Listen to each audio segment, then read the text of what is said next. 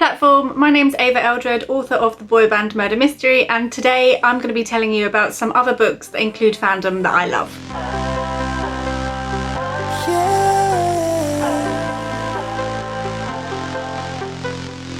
So the first book on my list is Grace and the Fever by Zan Romanoff, which, if I'm honest, is my favourite fandom book of all time. It tells the story of Grace, who is a massive fan of a band called The Fever.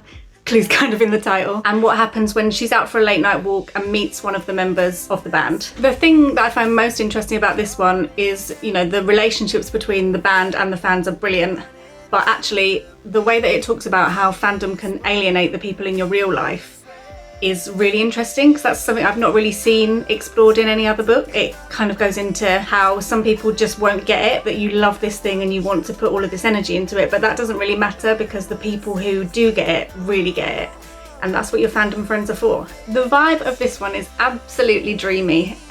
It's not realistic at all. You'd never really go out for a late night walk and bump into a member of your favourite band and end up sort of ensconced in their world in the way that Grace does in this novel, but it never for 1 second feels far-fetched because of the way that it's written. It's so hopeful and joyous, and I've read it multiple times and I'm definitely due a reread. Another reason I love this one so much is, you may have guessed from the fact that I wrote a book about boy band fandom, but I was a boy band fan myself.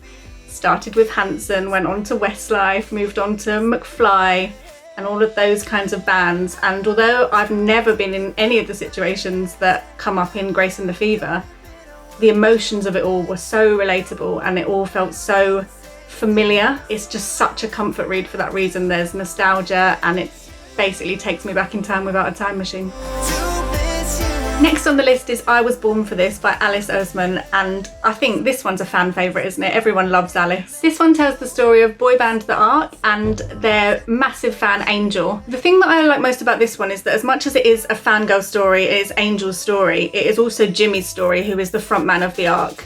And I think the way that their perspectives on what fandom is and what fame is, and the difference in the way that Angel perceives what life in the Ark is like compared to what it actually is so interesting. And more than being a glossy look at boy band life and the fandom that comes with that, this one's a bit grittier.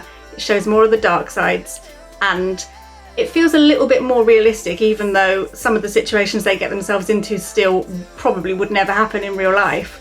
Again, it feels true.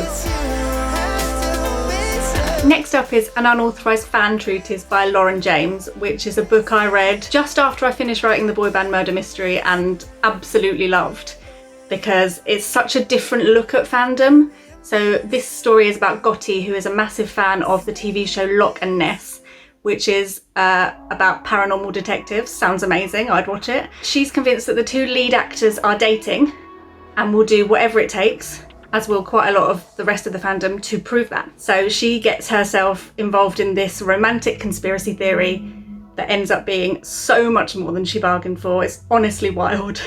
I'm not going to give anything more away there, but read it. The difference with this one is that it exists entirely online, which is something that I've not really seen a novel do before, and which works so perfectly for this, because it just lends itself so well to the way that fandoms communicate with themselves online, with each other, and also with the thing that they're a fan of. You can express yourself online in a way that you can't in any other way, and I think Lauren James has shown that so perfectly in this, with some of the formatting she's used and the language. It just rings so true. And this one's not really a traditional novel in the sense that it's just written in prose.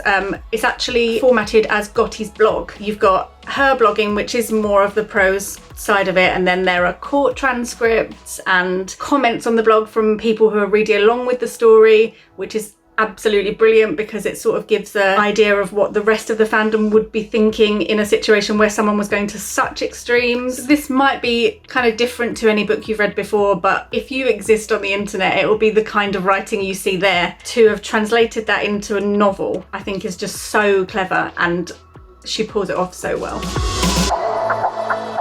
Next up is Tash Hearts Tolstoy by Catherine Ormsby, and the clue is sort of in the title here. It's about Tash, who is a massive fan of the dead author Tolstoy and has created her own web series based on Anna Karenina, which he wrote. The story is about what happens when a massive influencer gives Tash a shout out and her web series goes viral. You get that sort of unexpected internet fame. You have to decide which things about yourself you want to reveal, what you want to keep just for yourself, and the pressures on sort of your friendships, your sense of self-identity and your relationships, everything that comes with that when suddenly you're thrust into the spotlight. The reason I love this one so much is because it really riffs on the idea that your own creativity can come from the things you're a fan of. And I've seen it in so many situations where fans have gone on to become creators, really inspired by the things they love, as Tash does in this book. Another thing I really love about this one is that Tash is asexual, and a massive part of the plot is her deciding when or whether to reveal that to her crush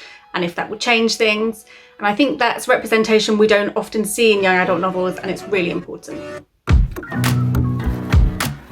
Next we have Mina and the Undead by Amy McCaw, who is a fellow UK YA 2021 debut, and this is one of my favourite books I've read this year so far. The premise is that Mina, who is a massive fan of horror films, particularly vampire films, goes to visit her sister Libby in New Orleans, where there's a massive culture of that kind of fandom, and they get themselves involved in some real life vampire drama, essentially. The reason I have included this one is because I thought it was really nice to see a fandom that isn't expansive and internet based, and something that Mina needs to be loud about. Her fandom is something that she shares with the people who are already in her life, and something that she loves just on her own.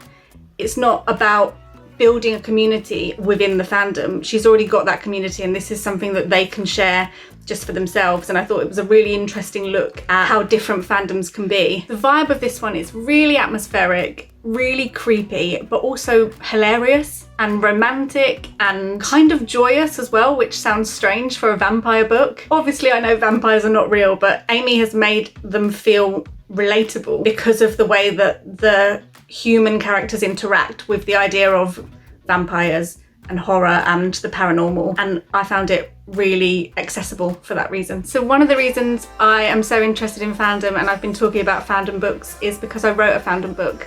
The Boy Band Murder Mystery is my debut novel and tells the story of Half-Light, who are the biggest boy band in the world, and their fans Harry and Jazz. The premise is that Frankie Williams, lead singer of Half-Light, has been arrested on suspicion of murder of his best friend Evan. The police are not really looking in the right places, so Harry and Jazz decide to take it upon themselves to use everything they know about him to prove he didn't do it. If you like books about female friendship, about becoming who you are because of the things you love, and a little bit about dreamy boy band members, then this one might be for you.